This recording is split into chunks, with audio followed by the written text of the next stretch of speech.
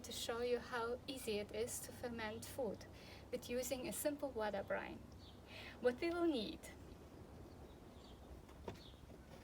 first of all, we need a container to ferment in, and I find these jars with closing to be very practical because they close quite tight, but if pressure builds up and air wants to escape, it still can. But you can use any jar really. Then we of course need water because we will ferment in brine instead of in own juice like sauerkraut. So we need water, and the water has to be clean. This is filtered water.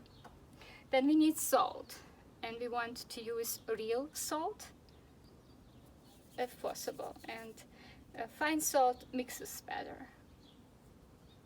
And then of course we need our vegetables.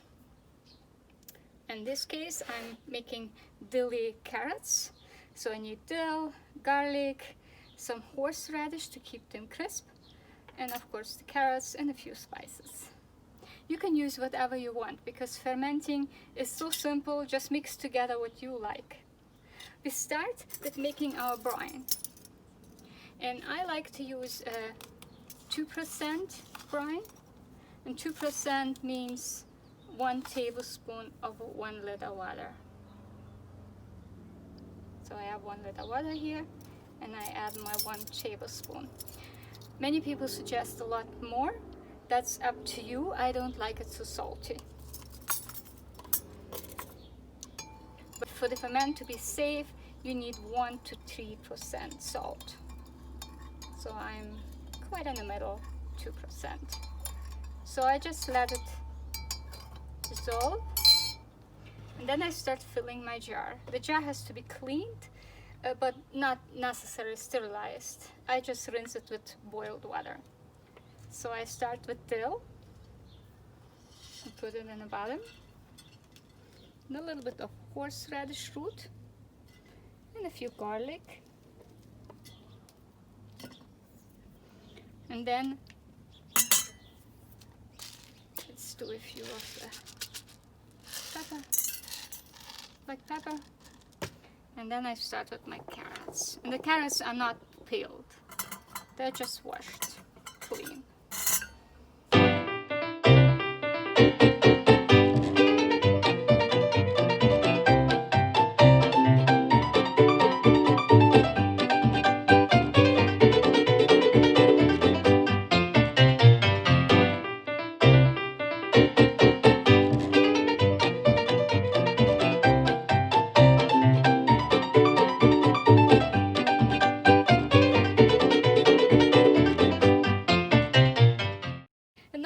Horseradish leaf. Horseradish has 2 functions. It keeps it crisp, but also the leaves are very nice for keeping everything down, even though in this case it's so tightly filled, so there is not really danger that something will come up, but still it's a nice leaf that you can add for that purpose. So it's really full. So nuts.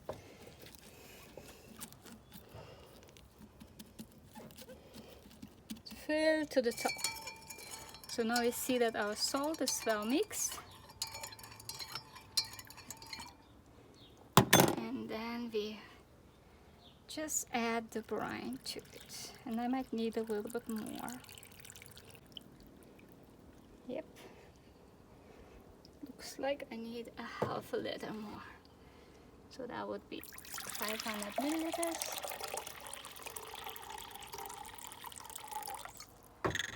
And half a tablespoon of salt.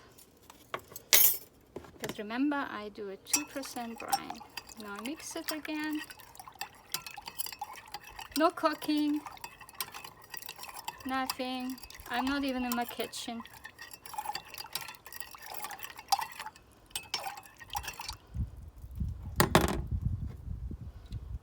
And now we just pour it over.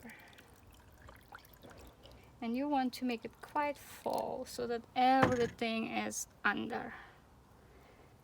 And my jar is full anyways. Let's put another leaf so that it's tight, because everything under brine is fine. And as long as that's the case, your ferment is great. Okay, so now the jar will overflow because it's so full.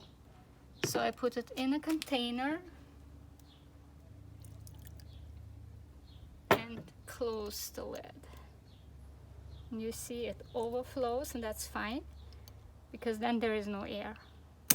And it doesn't have to be so full, it just has to be all under the brine. But in my case, I had so many carrots. Look how beautiful they are. As they will ferment, more brine will come out. That's why it has to be in some kind of container. And the color will change, the taste will change, it will be delicious. It is a few days later, and my carrots are bubbling away in my fermenting station in the kitchen, along with some other things. And it's important to check on your ferments, preferably daily, to see what it's doing. I'll show you what it's look like today. So when we look at the top, then we can see already that the leaf is not under the brine, and we don't want that. So I'm opening it.